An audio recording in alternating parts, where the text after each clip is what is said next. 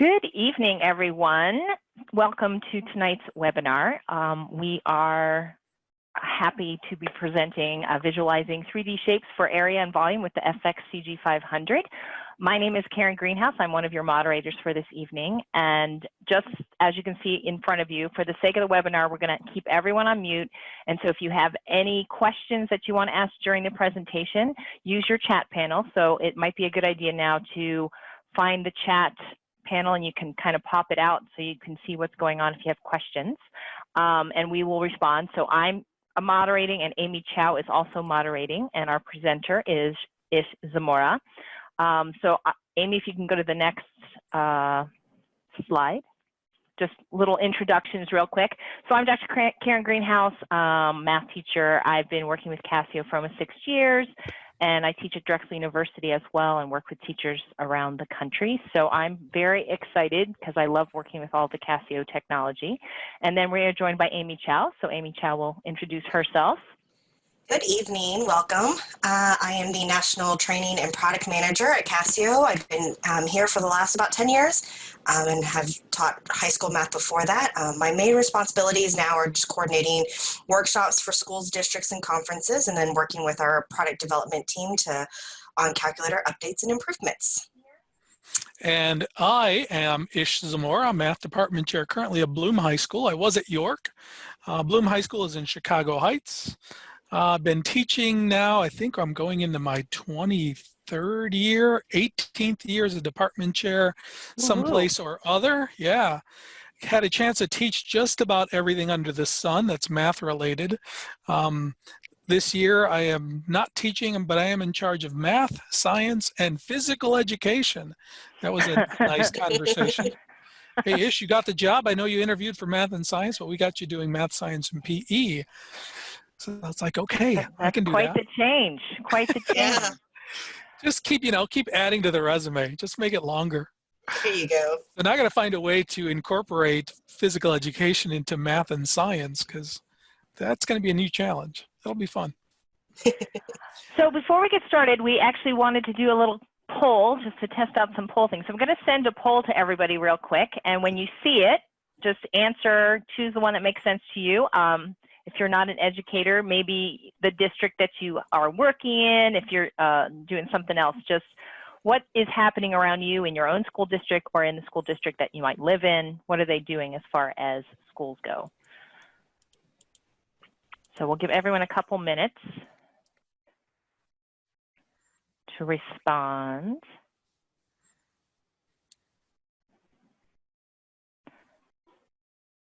This is such a big question these days. All right, so not everyone's responding, but I'm going to end the polling just so you can see, and then I'm going to share the results with you, just so it's kind of fun to see what the answers are. And hybrid does seem to be a very popular method, I know, but in my district, where I live in Pennsylvania, they're doing all online, so it's very different. Ish, what are they doing where you are? Up until yesterday, we did not know. Yesterday, our superintendent announced we are all online for the first semester. Wow. Our teachers, though, will be coming into the building to present from their classrooms. Oh, well, That is interesting. That is interesting. It's a little different. Yeah. Found that out Ish, today. so I think you need to share your screen now so that we can All right. actually get started. Okay. Oh, let's see. Multiple can share simultaneously. Advanced sharing options? No, I just need to share. I hit the wrong button. Whiteboard, no. Desktop. Share. Let me know if you can see it. Uh-oh. I'm getting some weird preference things going on here. I don't want that. All right, let me try that again. There, and yeah, I think that's it. Share. No. Desktop. Uh-oh. Am I on? We cannot see it. Not yet. Oh, that's weird. All right.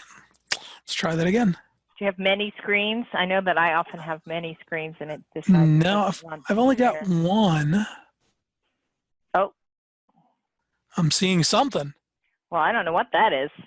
Yeah, me neither. Share. That's everybody's video. Yeah, this is weird. one more time here. Sorry about that. Yeah, this is Google Chrome. I don't have multiple things open, do I? Well, let me kill out some of my screens here. I think I just had too many things on. No? Allow Zoom to share your screen. Open system preferences. That's, I think, my issue. Ah, there you go. No. Later. Not quite. Getting there. Okay, I think I just had it. There we go. I'm going to share my screen. Here we go. There we go. Whoa. Yay. There we go. How nice. We have the coronavirus cell. That's exciting. Right. You know, when I saw that one, I was like, you know what? I've got to use this. It kind of looks cool. It's 3D. It's 3D, and it is. matches our theme for the day. Exactly. It does. So what I'm going to do, first, I just wanted to introduce, this is what the calculator looks like. On your computer screen, I'm going to change the orientation because right now I've got both of the screens on. It has basically many apps that you can choose to use. We're going to be using a couple of different ones. We're going to be using the main app, the eActivity app a little bit just because it's a great presentation tool. We're talking 3D, so we'll be doing 3D, some geometry, spreadsheets, and graphs and tables. Wow. Oh yeah, it's a lot of cool stuff going on. We'll be using some statistics through the spreadsheet app. One thing that's unique about the calculator is it does let you split the screen. If you've noticed, it's mostly screen and a couple of keys at the bottom. We have a full functioning keyboard that I'll show you how that works. So I'll start out just in the main menu, just so that I can show you what we're looking at when we're talking about the calculator. So calculator screen is quite large for a calculator. I have the ability to bring in other screens, so I can split this 50-50. So I'm going to split it for now, just to show you. I can have two screens active. The blue around the screen on the bottom shows you which one's active, so I can jump between. On the bottom, currently I'm looking at a geometry app, and I'm going to start a new one. But since I have a computer that I can just use the entire screen, I'm going to go to resizable mode. And resizable mode allows me to use the entire real estate of the computer screen, so I don't have to worry about the small space.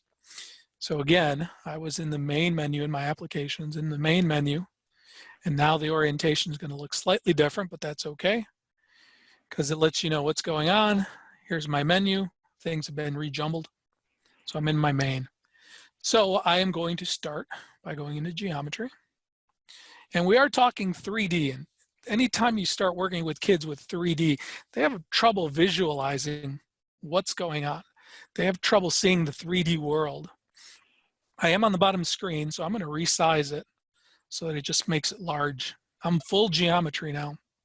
So what I like to do is have students start drawing 3D figures. So I'm just going to select a triangle here. And I've got tools up along the top. This is a touch screen calculator, so anything that I'm doing with my mouse, I would normally tap the screen with a stylus because it is stylus driven. And I've got a choice. I could either tap the screen and then it would fill the entire screen with a triangle, or since I'm going to make a 3D figure, or what appears to be a 3D figure, I'm just going to click and drag, gives me a box, drop, fills that box with a triangle. Now, I was watching a webinar last week and somebody was using vectors. And I thought, that is so much easier to do this with vectors than it is by, I used to do this with reflections and try to reflect things, or translations. Yeah, it was just kind of clumsy.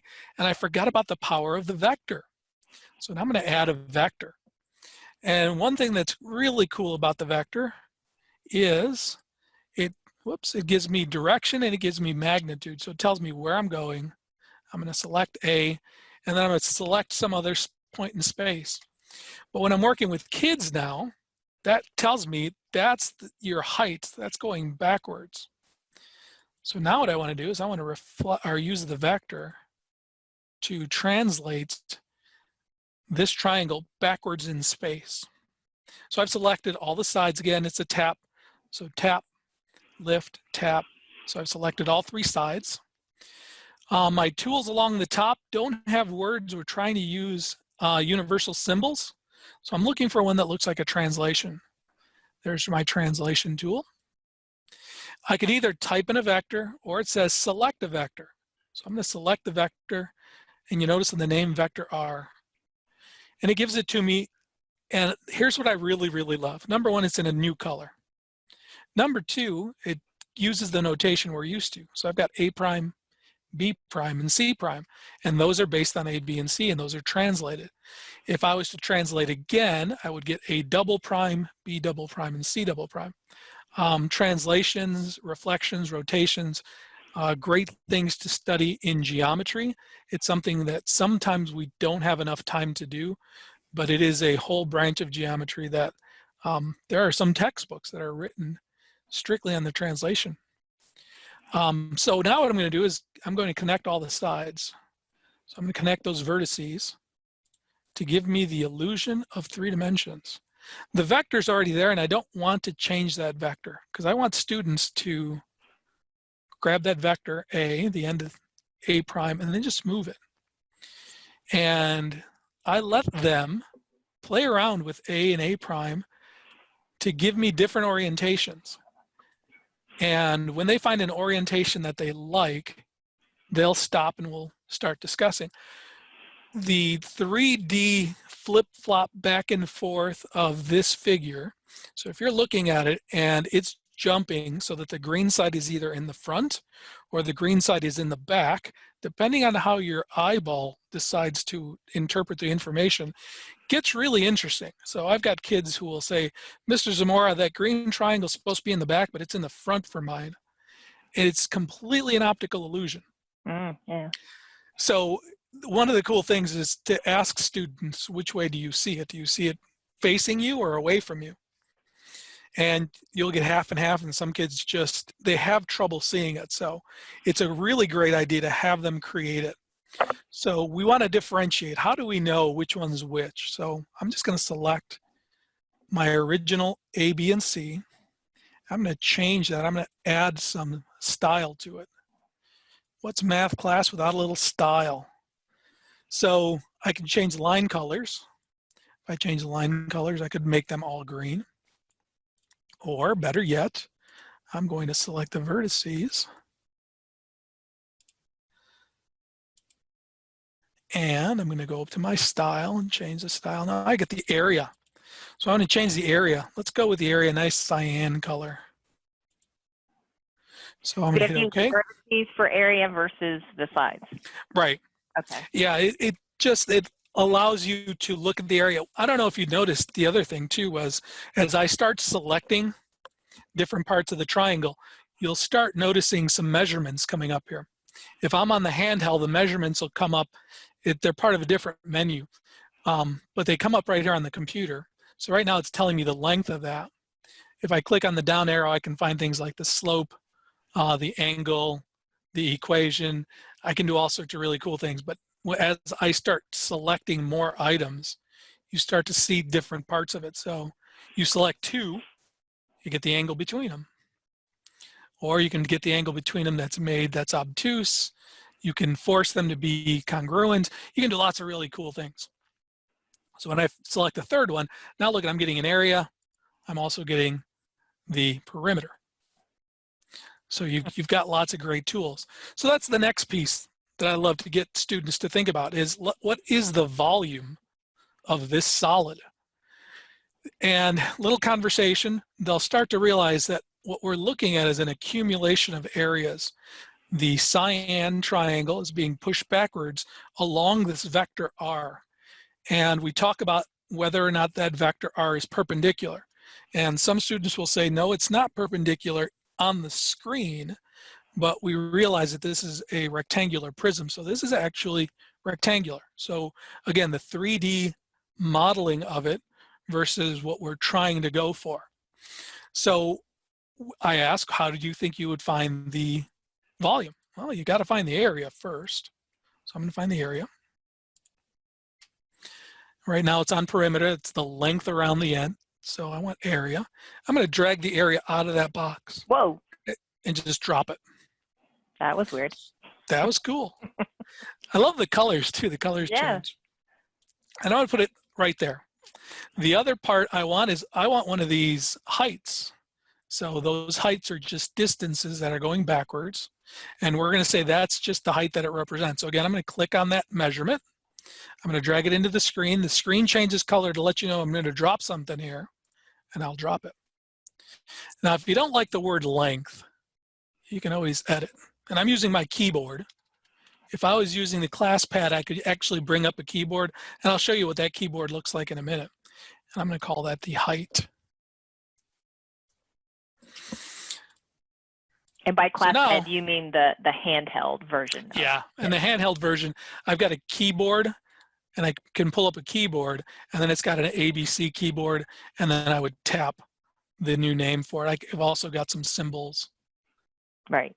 So I can do some really cool stuff. Everything is all hidden. It's really cool. The ClassPad came out before the smartphone, the iPhones, and it started using these hiding keyboards, which I'm thinking, you know, Steve Jobs may have had, hey, wait a minute, look at this calculator. It can pull up a keyboard whenever it needs it. I'm I just like saying, they also invented the GUI, the icon-driven menu. Just saying, and it was also touchscreen way back in the day. Just saying. Ahead of our time. May have Way been black and ahead. white, but it was. It was way out there. Mm-hmm. So now I want to do a measurement. I want to measure this because I want it to be dynamic. When I drag B, for example, measurements are changing.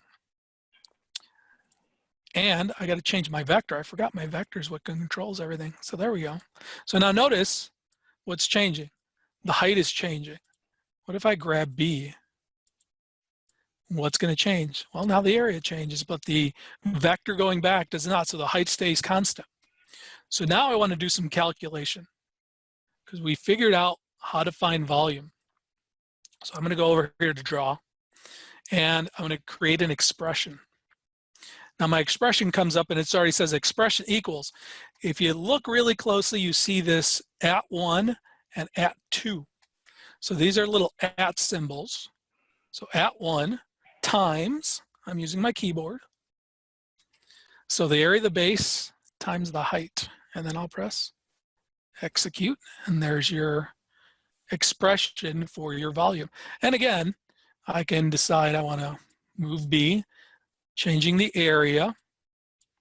And that's usually when I'll say, okay, find me an expression that has a volume of 3 cubic millimeters. And then it's up to the students to start messing around with either the area or they will play with the vector itself and come up with something that works. So it's a really cool little way of doing some measurements, and it's one thing to tell them how to do it, like create this, do this, do this. It's another for them to figure it out, to realize that volume is nothing but accumulated area. And that's a big concept, especially going towards calculus. Yeah. Other things you can do is I can decide, you know what happens if I have right angles? Right now they're not right angles, but if you wanted to force something like, I want this to be 90 degrees all the time, I'm using the 2 legs and I'm going to lock them. Now they're locked in at 90 degrees. So now I'm forced to have a right triangle, and I can move things around and see what happens when I move them. So really cool tool. Now I know what you're thinking is, all right, that's awesome, but I love to have kids solve problems. One of the best problems that's out there is the classic box problem. Now the classic box problem is you're given a sheet of paper, and I'll expand this one in a second. You're given a sheet of paper and you are asked to maximize the volume of that piece of paper. I'm going to resize the bottom window. So here's your square piece of paper. I want to create a box by removing those 4 yellow squares. And this is the box that's created. I want to try to maximize that volume. Great thing for kids to play with, because here again, here's my vector that I'm using. All I'm doing is dragging that vector along that line segment on the bottom. And you notice that everything is changing. So it's a dynamic geometry tool. Dynamic geometry changes the entire game of geometry. I mean, it makes a huge difference in what kids can do and what questions they can ask. But it's fun to click and drag and watch it go, but it's even more fun if you've got cartoons. Who doesn't love a cartoon? Who doesn't love a cartoon? Especially a geometry cartoon. So I'm going to do an animation. So I'm going to create an animation now. People at Pixar do this all the time. So I'm going to add an animation. All I did was click on the end of the ray and the segment that's underneath. So I've added an animation. The computer knows there's only so many things I can do with that animation. I can only move that point back and forth. So I'm going to go once. So now watch what happens. I'm not touching the screen. The vector is moving. It's dynamically changing both the square piece of paper and I'm cutting and throwing away and folding and creating that three-dimensional box. That's cool. It's really cool. It's going to do it once. Now, if I had put this on repeat or bounce, it'll keep doing it. Now, sometimes when I introduce this problem, I'll just have the computer doing this in a bounce mode where it's just bouncing back and forth. And kids come into the class and are just watching this cartoon bouncing back and forth. And one of the things we like to do now in math is ask them, what do you notice? What do you wonder? And they'll notice that as R changes, the rectangle changes, the square changes, the flat square, and the volume changes, or this box changes. And the natural question that will eventually come up is, what's the biggest box you can make? And that's when the arguing starts. And some kids will say, oh, Mr. Zamora, you got to make a huge flat box. That one's a huge, that's got a lot of volume. Look at how big that is. Some students will say, no, those are bigger because it's wider and it's closer to a square. So then that's when the fun really begins is, okay, how do we figure out which one is going to give us the maximum volume here? There's got to be some magical sweet spot. One of the things the ClassPad allows you to do is it collects data. So you can actually collect lengths and areas. So how do I collect the length? Well, let me see. I want to collect the distance between B and I, for example. So I've got this little tool here. It's a data collector. Anytime you run an animation, anything that can be measured is stored. So all I did was click. Now that measurement, BI, is a length or a distance. And in the animation, I had it set up to do it 50 times. So there's 50 little pauses when it does it are all collected. And I'll ask the students, well, what other bits of information do you need? Well, they also need to know IL. So we'll collect that one. All I do is click between I and L. Now it collected a second distance. Notice IL starts at 0, which means that vector originally started on I and moved towards J. I'm sorry, it was IJ. Something else I could collect areas. If I wanted to know the area of one of these squares that I'm cutting off, now there's 4 of them, I could collect that area. So anything that's on there, I can collect and measure. Great.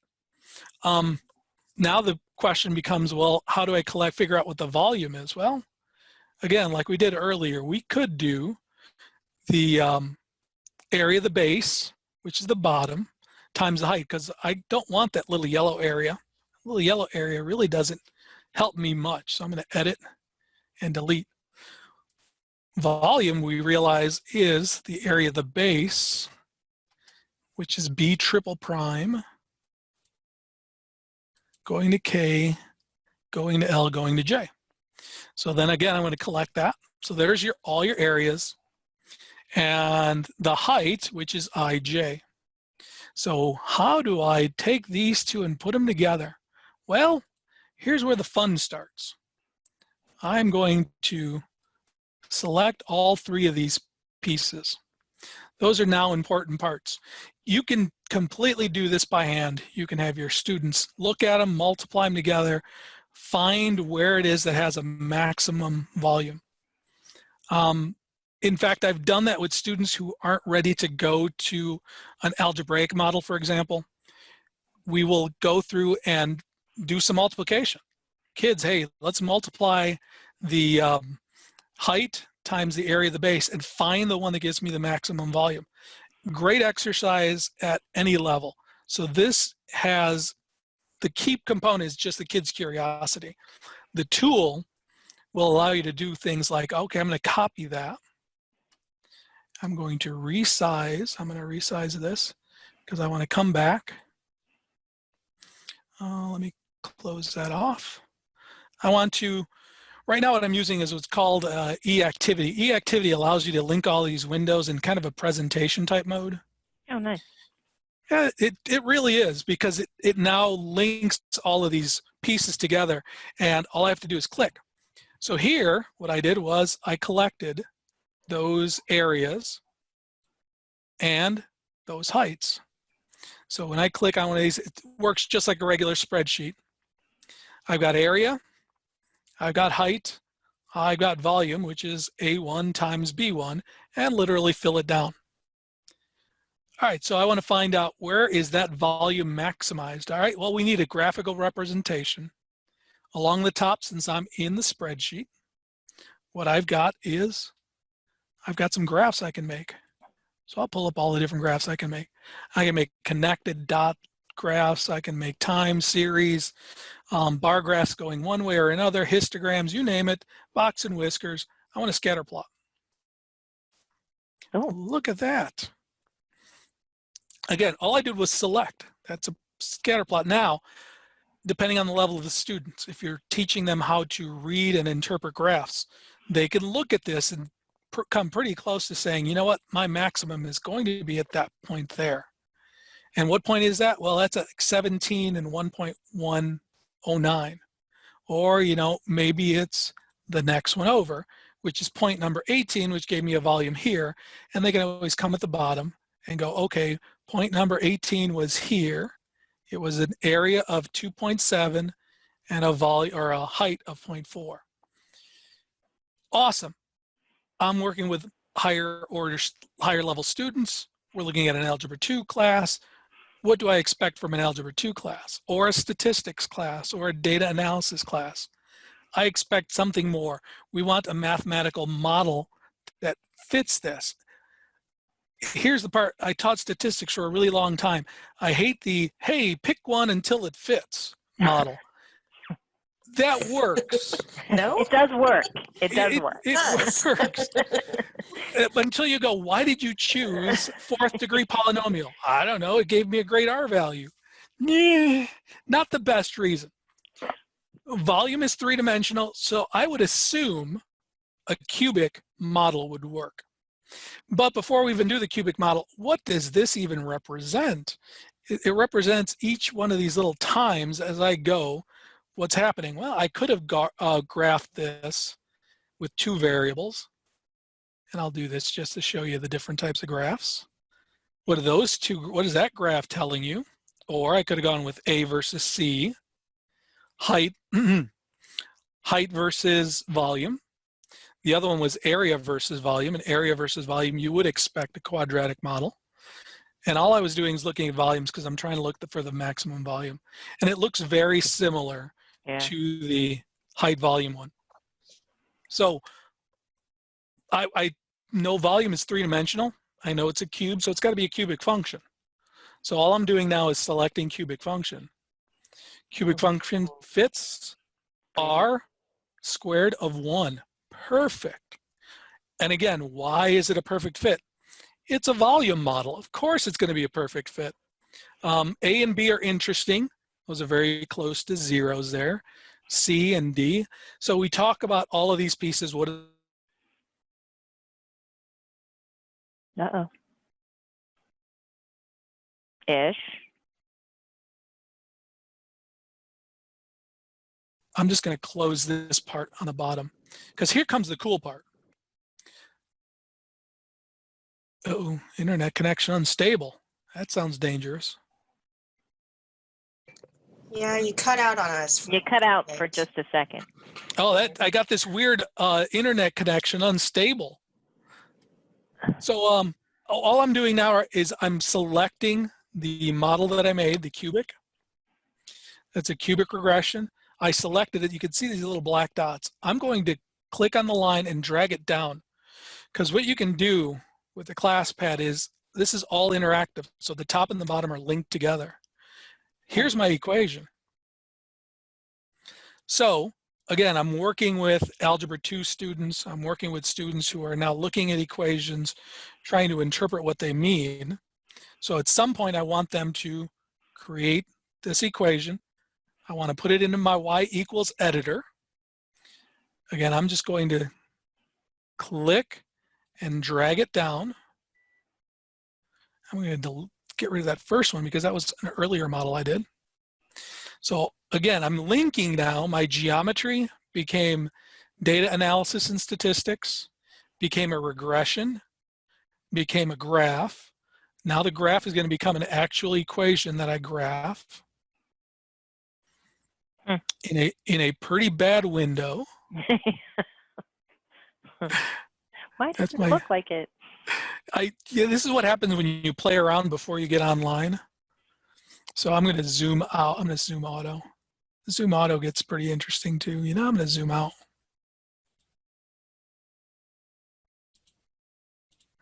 I could also set the window settings, I guess. You know, let me do that. Oh, let's go with the default. Here we go.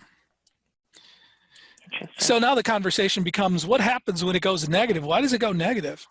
And that's an interesting conversation to have with students, is why does that become negative? Again, the question is, what's the maximum value?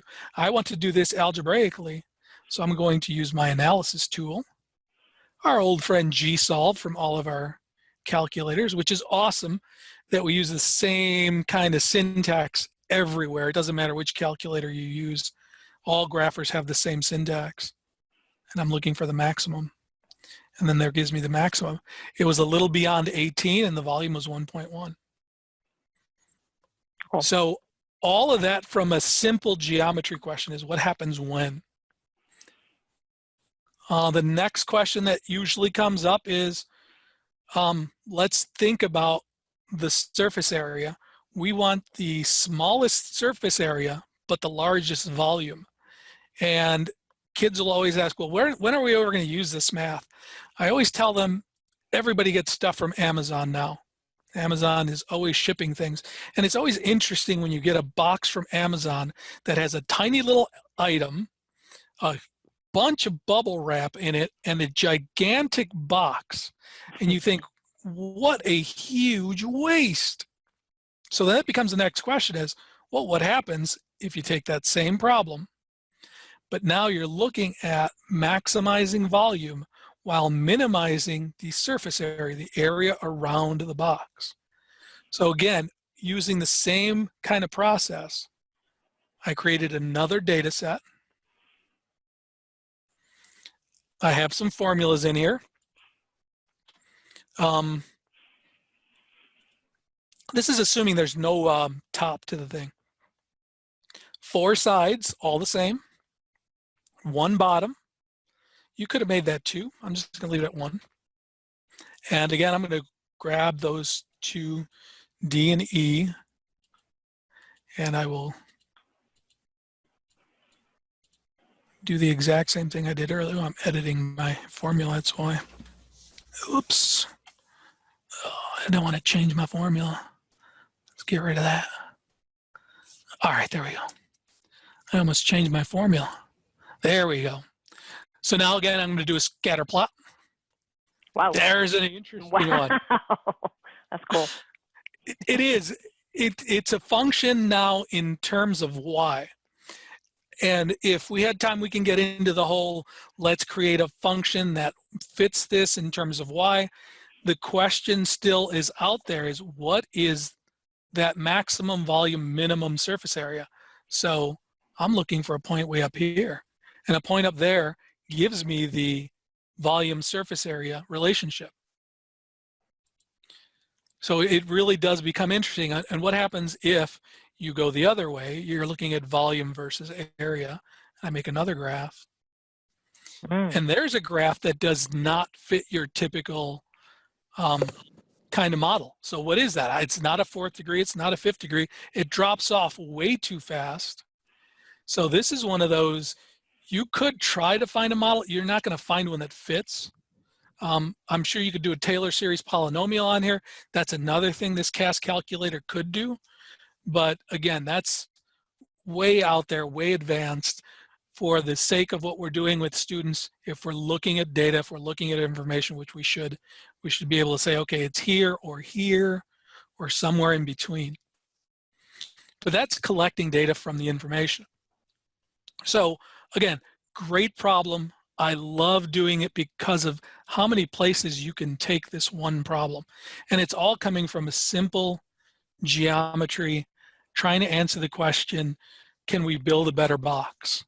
If you look up building a better box, there's someone out there who does have their students create boxes all day in all their units just to come up with a better box for any kind of product. And he talks about volumes and surface areas, and it's on YouTube. It's really, really interesting. He has his kids do some great stuff. All right, so now let's get really crazy. This calculator does graph in 3 dimensions. There is an app for 3D graphing. 3D graphing app in terms of Z, or you could change these to be in terms of other things. You could go in terms of Z or parametric. Again, I'm going to use the ability of my calculator here to use multiple screens. So I'm going to go into my main application again. So I was playing around with some graphs earlier. So what I want to do is I want to think about a surface. Z equals x squared minus y squared. All right, off the top of your head, what's that shape? Oh, the silence is deafening. It's not an easy thing to picture. Students have enough trouble trying to picture 2 dimensions. 3 dimensions really blows their mind. So I'm going to use a geometry window, and I'm going to graph. I'm going to use a 3D window just so that we can see what it is we're looking at. Then we'll figure out how to build it. So here's a blank 3D window on the bottom. I'm just going to select that equation. Again, do the drag and drop. And there it is. And I got to use my window here. Let's change my zoom. My initial view. Oh, what's my window looking like? Oh, that's why. -3 to 3.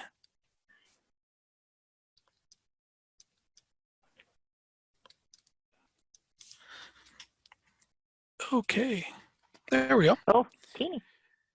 It is small. I could zoom in. Let's zoom in on that thing. And as I spin it around, you can see it's what's called a saddle shape. I'm looking straight down at it on it from the z-axis. I can spin it around. I can spin it and look at it from the y direction. I can spin it around, look at it from the x direction. Again, this is on the handheld as well. And the handheld, you're just clicking and holding and using your stylus. So the first time you're studying 3-dimensional space it's hard to figure out is, how do I draw these things?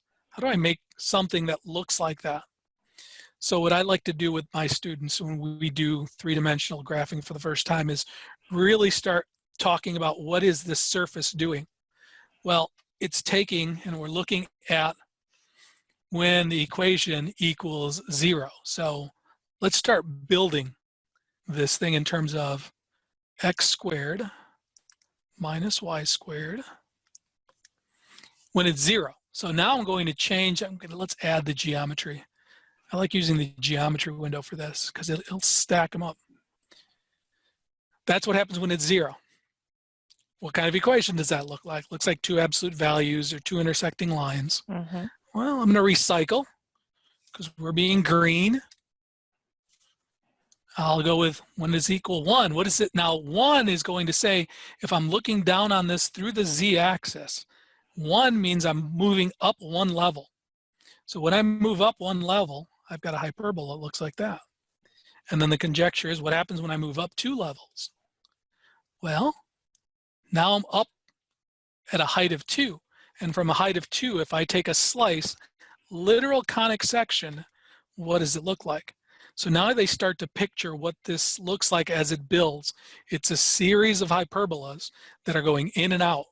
And we'll check some intermediate values like 0.25. And then I'll drag and drop.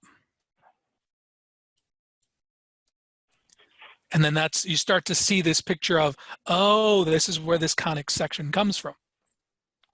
Again, really cool stuff. Allows you to do some great things. I'm going to go back into my 3D mode here.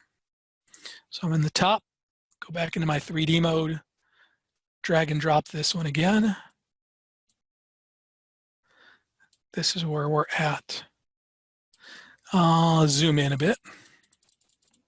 If you want to talk, if you really like to have the kids ooh and ah, I'm just going to rotate it. I'm going to rotate it left to right.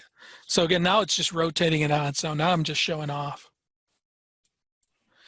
I will hit escape.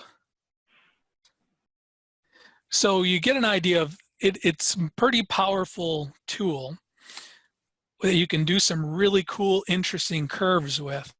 All right, so let's talk about cool, interesting curves. Let's go with, that's my big closer. Let's go with this one. I'm trying to remember what the screen settings are for that one. So I believe it's -20 to 20, -20 to 20, from 3 to 35. Let's see if that's the right one. Yep, here you go. Oh, that's cool. So kind of a stepped pyramid. The function, again, this is one of those things, if you were hunting for a million years trying to find that equation, it would probably take you a while. The great thing about Google is you can Google 3D shapes. As long as it's in the form of z equals, you can plug it right in. If you look on it straight up from above, now it looks like a series of concentric circles. I can move it around and warp it. And again, I'm spinning. Or if I can come from underneath it, again, what does it look like? The three-dimensional aspect of it really starts to play with your eyeballs. So it's powerful. The handheld is a little bit slower just because you're working with 4 AA batteries and a processor and a calculator. You will get this surface. I'm lucky that I'm using a computer. The computer's calculating faster. It takes a little bit longer, but not much. It's still the ability to have students be able to make and look at three-dimensional shapes is awesome. It really is. For the grand finale, let's go with this second function. Again, in terms of z equals, all I'm doing is clicking, dragging, dropping. Let me change my window settings. This one goes from -1 to 1, -1 to 1.5, and from 1 to 6. And, ooh, what shape is that? Well, let's rotate it. Oh, what's that starting to look like? Looks like a heart. Oh, look at that. It's a little spiky, though. It is a little spiky. It's a little spiky, but again, I love when you look at it straight from above. It's a series of hearts. That's cool. So now, can you do things like, you know, your typical cylinders and you can. Let's pyramids. go with a typical cylinder. The pyramid, let's see, I could do the pyramid from here, but I'll do it from the actual 3D application itself. Let's go to the 3D grapher. The pyramid was the square root. That gets me to use my keyboard. Square root of x squared plus y squared. And I'll go ahead and graph that. Let's go with my original -3, 3, whoops. -3, 3.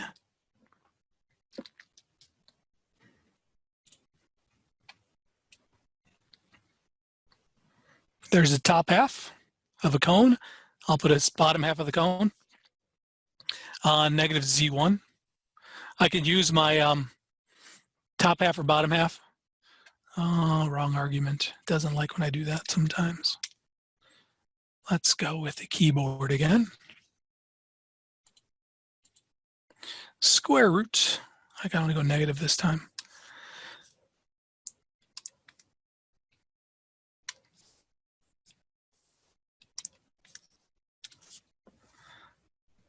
And we'll go ahead and draw that one. So again, there's the lower half. The bad part is right now you can't select more than one because of the limited processing power. They have since fixed that. If you have ever worked with the, not the ClassPad, the Prism does allow you to graph multiples at the same time. This one, the brains behind this one, like Amy was talking about earlier, goes back to the early models, which were in the early 2000s. So that was not a possibility. If you choose to go with, let's say we wanted to do something like a cylinder, I will change it to a parametric equation. And I believe it is sine of x, cosine of y, and, ooh, I don't want to do that. Just to be safe, I want to use my keyboard. Cosine of y, sine of x, and then I believe the third component is the x. If it's not, we're going to end up with a really interesting looking graph.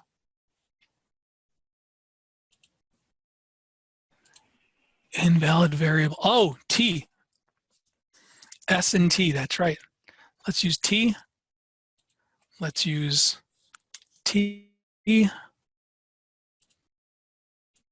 Let's use t. And let's see what we get. Oh, look at that. I'm going to zoom in. This was the other one. I didn't think I did remember this one.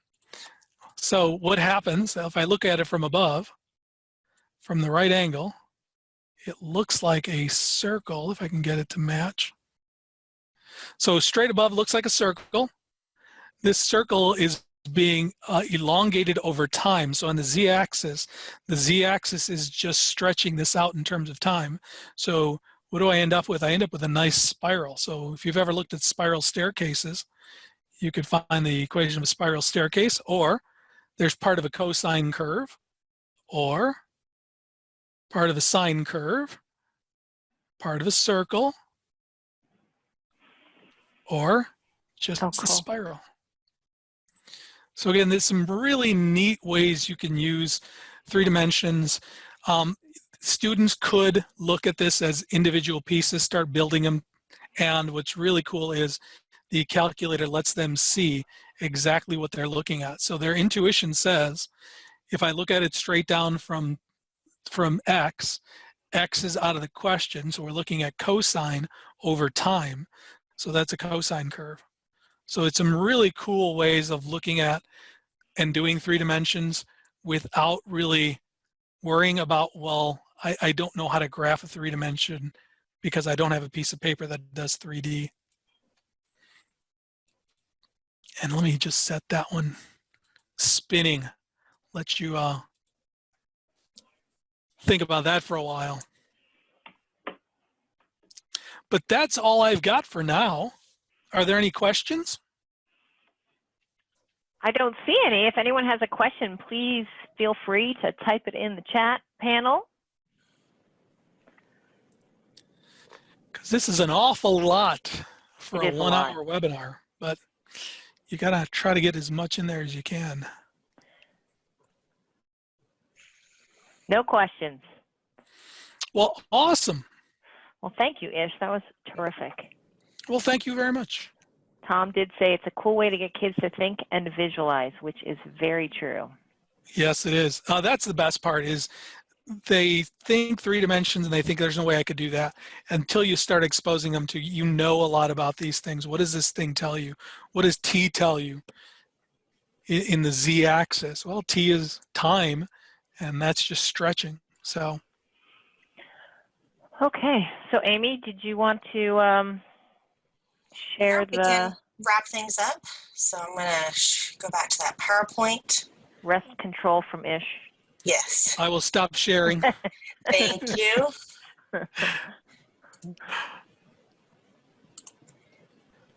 There we go. So thank you guys for joining us tonight. We do have quite a few more other webinars that we are planning for August, September, actually through the rest of the year. Karen and I were just talking about what we were going to do at the end of the year. But our next technology webinar will be on August 6th, and we're switching back to ClassPad.net and just talking about how to plan and organize integrating technology into your lessons. I think it's a great webinar for you to join us on, especially now that, a lot of us are going back to school remotely still, and so just different ways you can use technology in that aspect. And then we're gonna start jumping into some of our hardware as well, talking about our new 9750G3, our new graphing calculator that we just launched this summer, as well as taking a look at some of our other graphing calculator technology. As always, if you would like to join us on one of these webinars, just go to either classpad.us//webinars or the Casio Education page, webinar page, and you can register there. Additionally, we are really excited that we will be starting a series in August, as well as September, on equity in education. So the first 3 webinars in August are posted there. You can find the links at Casio Education's webinar page. And these are in partnership with, the first 2 are with Todos. Todos, yes. And Yes. the third one is with BBA, Benjamin Banneker. So we're just hosting, and there are guest speakers that are doing the actual presentations. Yes. So we're excited about talking, just joining in on the conversation on equity in education. Otherwise, that basically wraps up the webinars that we have that are upcoming.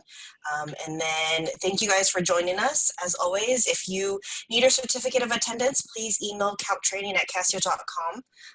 For those of you that joined us live. Otherwise, join us on social media, as we will be posting about these webinars, or all the webinars, and just other things that you can find, and other resources you can find online. And the recording to this webinar is on Facebook right now because we streamed live, but it'll also be up on our YouTube channel by tomorrow. Yes. All right. And thank you, Ish, again. Great presentation. Thank you. Oh, thanks. Yes. So, thank you, you, everyone. Good night. Good night.